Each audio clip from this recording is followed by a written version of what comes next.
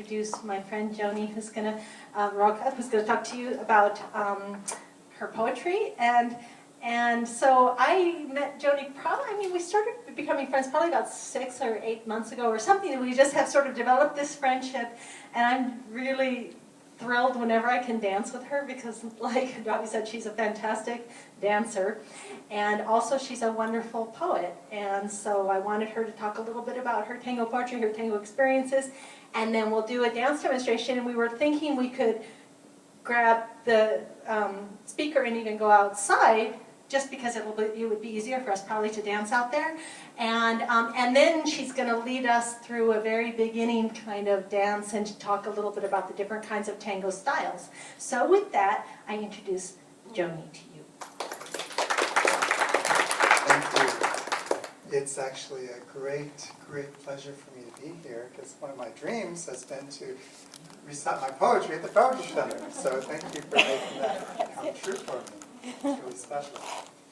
Now, tango, I really envy you also for being able to take this class and explore the different webs around tango and the way things are influenced by it, the way the world can be influenced by it, and the way the world influences tango.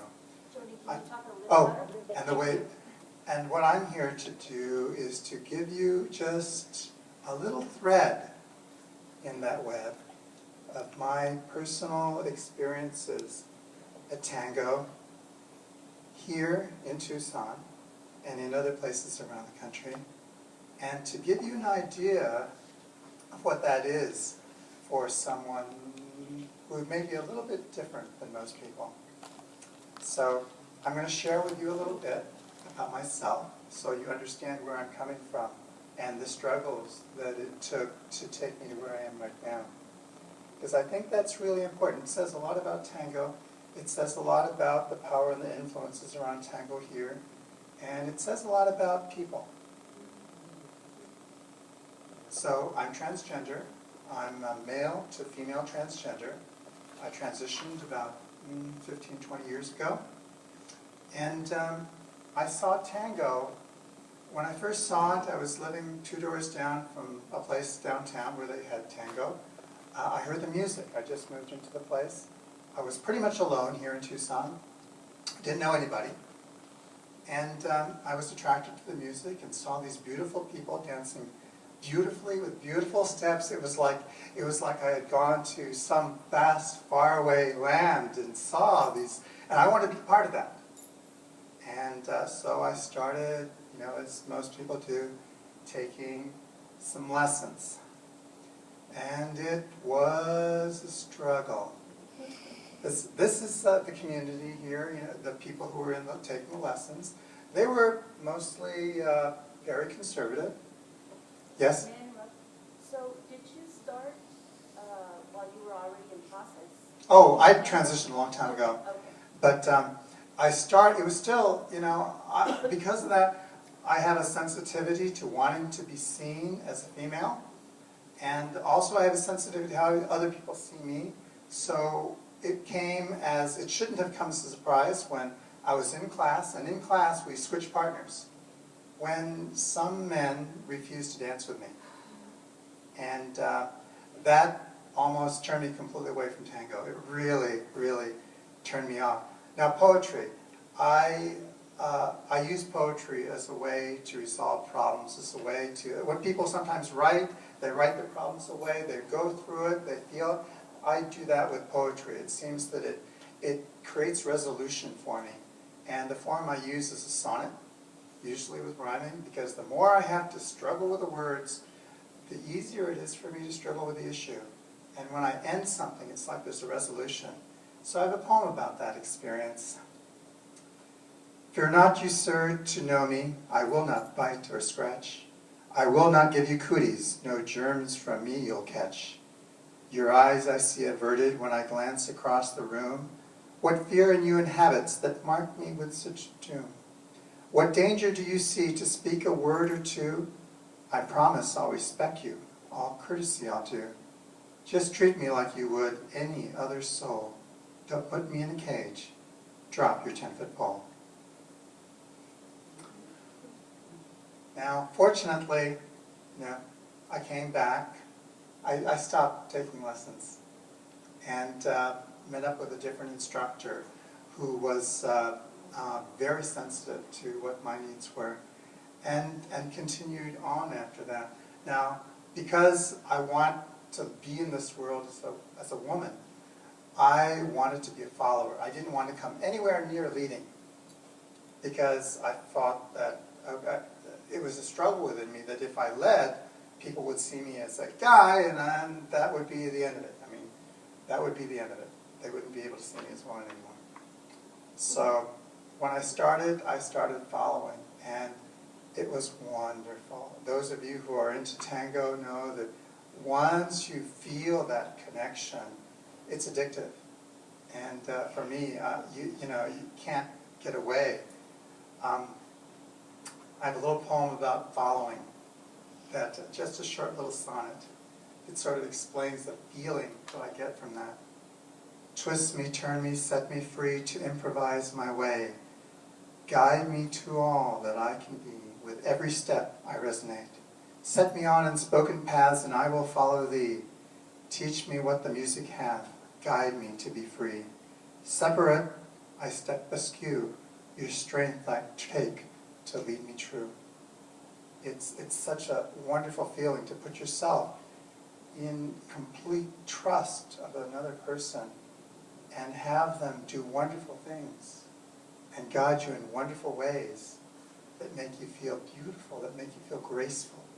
And to have that connection with someone that is so close and so intense that you leave and you wonder, you know, it's just amazing. So, but the problem I was having sort of followed me. When I would go to a Malanga, there's sometimes I'd sit waiting to be asked to dance. And I would leave still seated, not having got up from my seat, not having a single dance. And I wanted to feel that connection. There are only a few people in the community who will actually dance with me, a few leads. So I started thinking about leading. Now this was taboo. This was something I would never do, but I wanted to dance. I wanted to feel that connection so badly. And that journey into leading actually helped me. I had a major upheaval in my life about 3 years ago. And being able to follow, that led me through a couple of discoveries about myself, but leading led me to even more that I didn't even realize. It gave me, through learning to lead, it changed the way I write, it changed my poetry, it changed the way I saw the world, it changed the way I interacted with the world. It made me a stronger person. And a much better follower, a much better dancer. In the old days, they learned to follow and then lead. All the leaders, that's how it was. And that's lost now. Now everybody learns to lead, they just learn to lead. I think they lose so much by not learning to follow first. So that was actually a gift to have to learn to lead. It was, yes? Joni, when I dance with you, I know you're female when I dance with you. I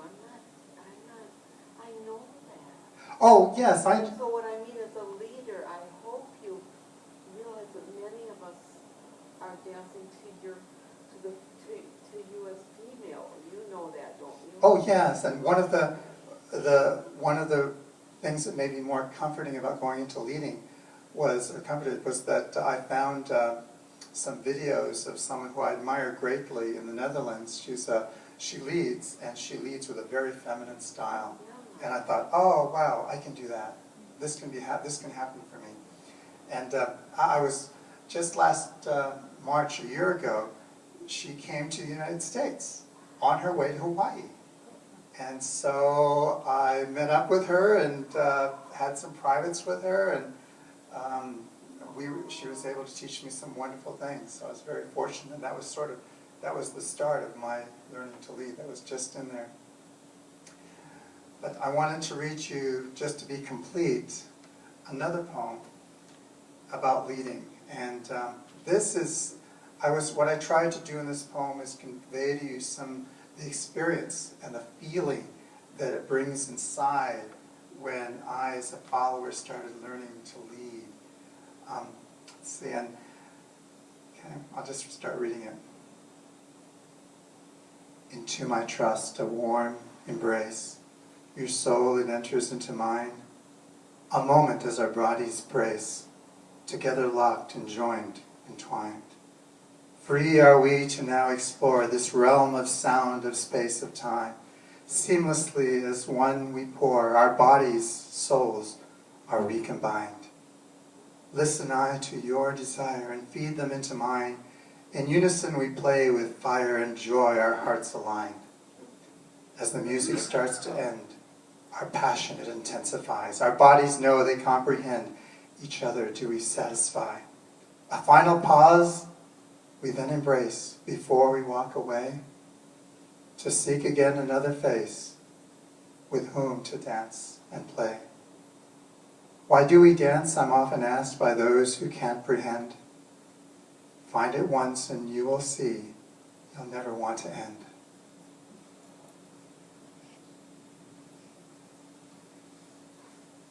So that's why I dance, as a leader and as a follower. And that's some of the struggles that I've had to go through to actually participate in this dance. But the struggles are what made me, and all the changes that have happened in tango in the communities around us are what makes tango the way it is today. And it will continue to change. It is changing. Even now, it's evolving. Tango now is different than it was 10 years ago, and it will continue to change as people change, as the events around it conspire to change. And I hope that you'll actually learn a little bit. We'll teach you a little bit about tango, and maybe you want to pick it up yourself. Joni, so could you talk about how the tango community eventually changed slowly but surely? Because you've shared those experiences with me, with people who initially were pushing you away, and then little by little got to a point where they could embrace you. Yes. I told you before that there were only a few people who will dance with me, and what I see now happening is that I've become, how do you say it, a catalyst for changing some of the people who won't, and who initially were very, very insulted by me even being in the community. I was, there was one person in particular who, whenever he danced with me, but he would use that opportunity to tell me I should really be dancing someplace else, like San Francisco. No, he's a decent dancer, but he would say, you know, you really shouldn't be dancing here. Yeah, this isn't the community for you. Go to Portland, go to San Francisco, but not here, don't dance here. And he would dance with me, and I would dance with him, and I would listen to him, and politely say, oh, thank you so much, because I wanted him to dance with me again. But that was my payment, because I like the way, he danced very well. And then a few weeks ago, we talked. He was just happened to be at one of the places, one of the venues, and he looked at me and he says, you're like the original Adam. And I thought, okay, he's calling me a guy. Well, actually, what he said, no, the original Adam, if you look in the historical, I don't know what text he was looking at, but he said that was a hermaphrodite. And, oh, okay, so, and he says that, and he said, you can go in both worlds. You can go and switch between the world of the follower, the world of the leader, the world of the man, the world of the woman.